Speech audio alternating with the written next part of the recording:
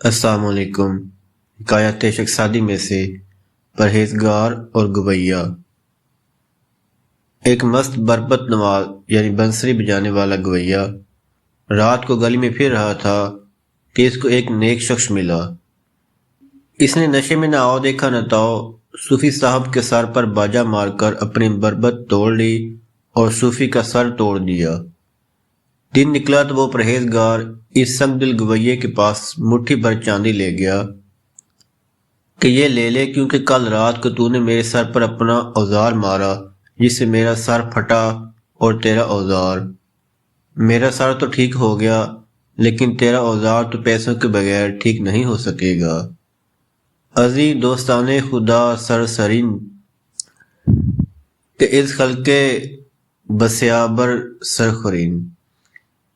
شخصادی علیہ رحمہ کی حکایت سے ہمیں سبق حاصل ہوتا ہے، اللہ کے نیک بندوں کو چاہیے کہ جاہلوں کی جفا و ظلم برداشت کریں اور ان کی دل جوئی کر کے اللہ سے ان کے لیے ہدایت کی دعا کرتے رہیں۔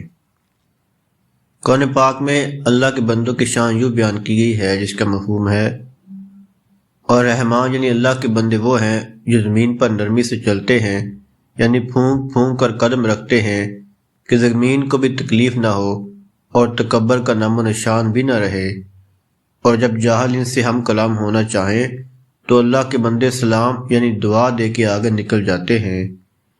اور ایک اور جگہ ارشاد ہوا ہے کہ غصہ پی جاتے ہیں اور لوگوں کو معاف کر دیتے ہیں۔ تمام نئے آنے والے دوستوں سے گزارش ہے چینل کو سبسکرائب کریں اور بیل آئیکن ضرور پریس کریں۔ شکریہ۔